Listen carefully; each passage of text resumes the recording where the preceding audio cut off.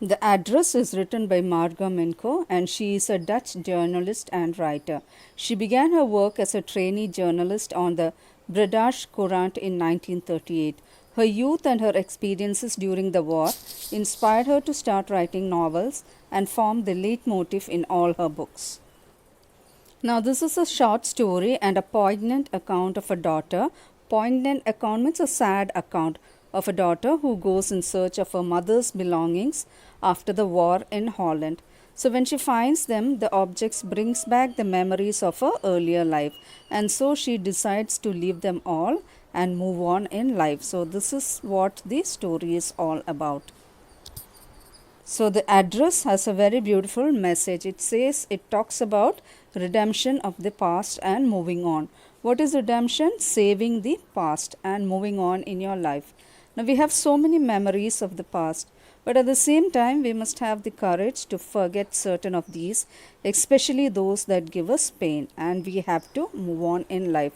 So this is exactly the message what this lesson gives us. So let's move on to the lesson. So, as I told you, this is the story of a girl who is going in search of her mother's belongings. So, I here is the girl. So, let's see what happens. Do you still know me? I asked. So, the daughter, she went to somebody's house to certain address that was given to her by her mother. So, she knocks on the door and somebody opens the door. So, do you still know me? I asked. The woman looked at me searchingly. So it was a woman who opened the door, and then this girl asked her, do you still know me? That means, do you remember me? So the woman looked at me searchingly. So the woman who opened the door looked at her as if she did not recognize her. She had opened the door a chink. That means she had opened the door only a little bit, not fully opened. I came closer and stood on the step. So, I here is the narrator and the daughter who is going in search of the mother. What did she do? She went closer so that the lady could take a better look. No, I don't know you. So, what did the lady say? That I don't know you. That means she said that she did not recognize the narrator. I am Mrs. S's daughter. So this girl said that I am Mrs. S's daughter. She wanted that lady to understand her. She held her hand on the door as though she wanted to prevent it opening any further. So the lady, the house who was the owner of the house, what did she do? She did not want the girl to enter, so she held her hand near the door. Her face gave absolutely no sign of recognition. That means she did not even understand. She did not even a little bit understand who is standing outside. She kept staring at me in silence. Perhaps I was mistaken, I thought. So this girl thought maybe I came to the wrong address because she did not show any sign of recognition. I had seen her only once fleetingly, and that was years ago. So I had seen her only once fleetingly means for a short time. So only once this girl had seen her, and that too for a very short time, and that too years ago. So she was not sure whether she came to the correct address. It was most probable that I had rung the wrong bell, so she thought that she might have gone to the wrong house. The woman let go of the door and stepped to the side. She was wearing my mother's green knitted cardigan. So now the woman came out, and then she saw that she was wearing her mother's knitted green cardigan. Cardigan means a kind of a clothing. The wooden buttons were rather pale from washing, and she was also able to recognize the cloth she wore because she knew that it was her mother's green cardigan, and she also recognized the wooden buttons on the cardigan.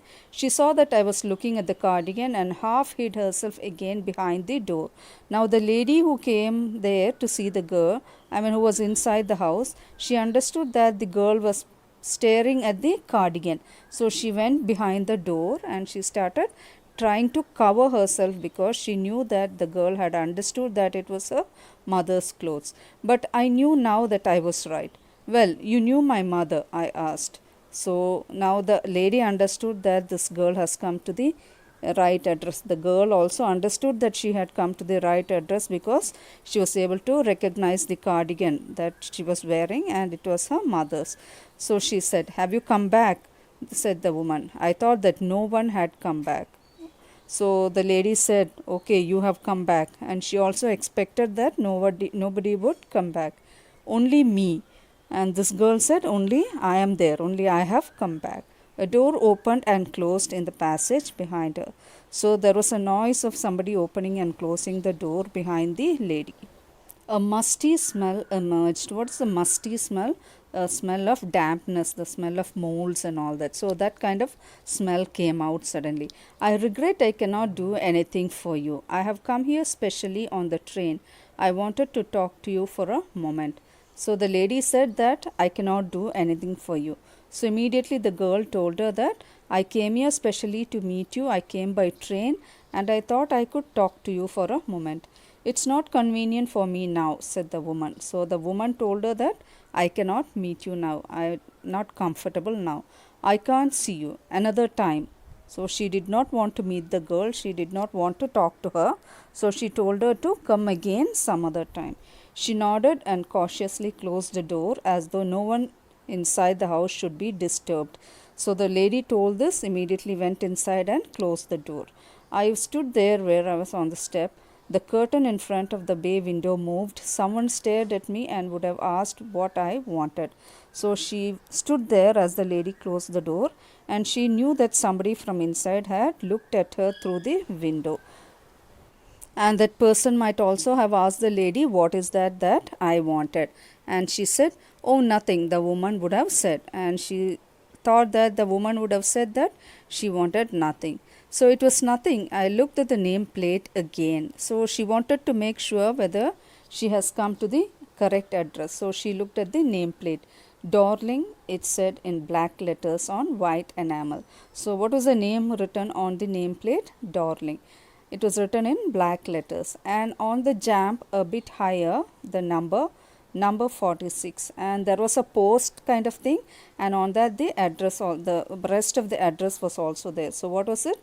Number 46. So as I walked slowly back to the station, I thought about my mother who had given me the address years ago. So now she understood that the address was right, and now she remembered that this was the correct address given to her by her mother, and it was given to her some years ago. It had been in the first half of the war. I was home for a few days, and it struck me immediately that something or other about the rooms had changed. Then she's thinking about the past, and she's talking about the time when the war was on, and it was during the first half of the war. She was perhaps out for studies or something, and she had come back home for some holidays or something, and when she noticed that something about her house was very different. I missed various things. Then she was thinking about the things that she had missed. Many things were missing from her house. My mother was surprised I should have noticed so quickly. And when she asked her mother about these things, her mother was surprised because her mother never thought that this girl will be able to identify that so many things were not there in the house. Then she told me about Mrs. Darling. So it was that time that for the first time her mother told her about Mrs. Darling. When are these things happening? It is during the first half of the war. She is actually thinking about these things when she is going back after meeting Mrs. Darling. I have never heard of her, but apparently she was an old acquaintance of my mother, whom she hadn't seen for years. So when she asked her mother about the things in the house, her mother told her that there is a lady called Mrs. Darling, and actually she was not very close. She was just an acquaintance. That means somebody she was familiar with, and she hadn't seen her for many years. She had suddenly turned up and renewed their contract. So all of a sudden one day she had come to her house and made friends with her mother once again. Since then she had come regularly.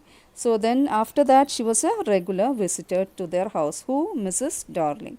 Every time she leaves here she takes something home with her, said my mother. So the mother told the daughter that every time Mrs. Darling comes to their house, she takes away a few things with her when she goes back. She took all the table silver in one go. So what is table silver? All the spoons and knives and forks and all that. That all she carried once all together. And then the antique plates that hung there. And she also took the antique plates, means all the old beautiful decorative plates that were used as wall hangings or whatever. All those things also she carried away. She had trouble lugging those large vases, and I'm worried she got a crink in her back from the crockery. And the mother was telling the daughter that she had trouble in carrying all those things because it was quite a lot of them, and she might have got a crick in her back, means maybe a strain or something, while pulling. So my mother shook her head pityingly. So the mother was feeling very sad because the lady was helping her by carrying all the heavy things out of the house. I would have never dared asked her. She suggested it to me herself. So the mother was telling the daughter about why Mrs. Darling used to visit their house. She used to carry away all the valuable things from the house, and the mother never wanted to ask her. She said she never dared to ask her because it was a suggestion given by Mrs. Darling itself. So what is the suggestion? She even insisted. She wanted to save all my nice things. If we have to leave here, we shall lose everything, she says. So this was the suggestion given by Mrs. Darling. Why is she carrying away all the valuable things from her house? She told the mother that, see, these are all valuable things. If you leave them here during the war, they might get lost or they might get stolen. So I will keep it safe for you. So this is what she used to tell her, and she used to carry away all the things. So this is what the mother told her when she asked what happened to so many things. They're all missing from the house. Have you agreed with her that she should keep everything? I asked. So the girl asked her mother that, did you agree that she has to keep everything safely? As if that's necessary, my mother cried. It would simply be an insult to talk like that. And think about the risk she's running each time she goes out of the door with a full suitcase or bag. And the mother would tell her that, why should I ask her? She's doing something good for us. So it's not good. It would be insulting if I ask her such a question, because see, every time she comes and she carries big suitcase full of things, and I know it is heavy, and she is also running a risk by saving our things. So the mother used to support Mrs. Darling because she thought that she was trying to do her some favor. My mother seemed to notice that I was not entirely convinced. So my mother also understood that this girl, her daughter, was not convinced by this explanation of why Mrs. Darling was taking away all the things. She looked at me reapprovingly, and after that we spoke no more about it. Reapprovingly means trying to convince her once again. And then after that they never had this conversation about Mrs. Darling. Meanwhile, I have arrived at the station without having paid much attention to the things on the way. So these were the thoughts that she had in her mind while going back to the station. In the train back, I saw Mrs. Darling in front of me again, as I had the first time I met her. So she sat in the train now. And when she sat in the train, again thoughts of Mrs. Darling came to her mind. And it was exactly like similar to the first time she had met Mrs. Darling. It was about the morning after the day my mother had told me about her. So her mother told her about the details why Mrs. Darling had come to their house and carried away the things. So it was the next day morning that this girl had met Mrs. Darling for the first time. I had got up late, and coming downstairs I saw my mother about to see someone out. So that day what happened? It was morning and she got up very late. And when she got up and came out, she saw that her mother was about to say someone goodbye. Her mother was about to see someone out. So somebody was going out of the house and her mother was with that person. A woman with a broad back. So who was that person? She was a woman with a broad back. So this is my daughter, said my mother. And that lady, woman with the broad back, was Mrs. Darling. And her mother began to introduce her to her daughter. She said, this is my daughter. She beckoned to me. That means she waved. The woman nodded and picked up the suitcase under the coat rack. She wore a brown coat and a shapeless hat. So she was getting ready to go. This Mrs. Darling, she was wearing a brown coat and she was ready to pick up a suitcase. Does she live far away? I asked, seeing the difficulty she had going out of the house with the heavy case. So she asked her, does she live somewhere close by or far away? Because she saw that the suitcase was very heavy. So what was in that suitcase? All the valuable things belonging to this girl and her mother. So in Marconi Street, said my mother, number 46. Remember that. I had remembered. So the mother even told her the address that she was living in Marconi Street, and the number is number 46. So her mother had all told her to remember that number. But I had waited a long time to go there. So she was waiting for a long time to go to that address and get back her things. Initially, after the liberation, I was absolutely not interested in all that stored stuff. So after the liberation means after the war was over, she was not interested to go and get all those things. And naturally, I was also afraid of it. So at the same time, she was also frightened to go and get those things, afraid of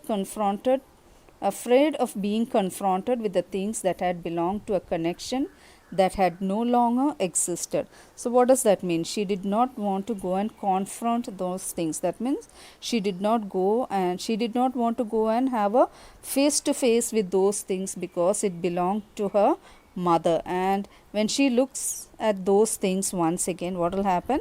The memories of her mother and the past will come back, and that would give her a lot of pain. So that was what she was frightened of, which were hidden away in the cupboards and boxes and waiting in vain until they were put back in their places again. So that means she was telling about those things. Those things were actually put down into cupboards and boxes, and they were waiting in vain. That means the wait was actually of no use, because we never know whether she'd be able to retrieve these things or not.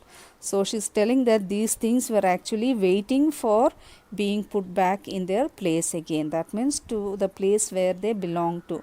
That is the girl's house, which had endured all those years because they were things. Endured means they could not react, and they bore all the waiting because they were just those things. They were not alive. So they had been just waiting in those boxes and cupboards to be retrieved. So I hope you liked today's video. Let's look at the next part of this lesson in my next video.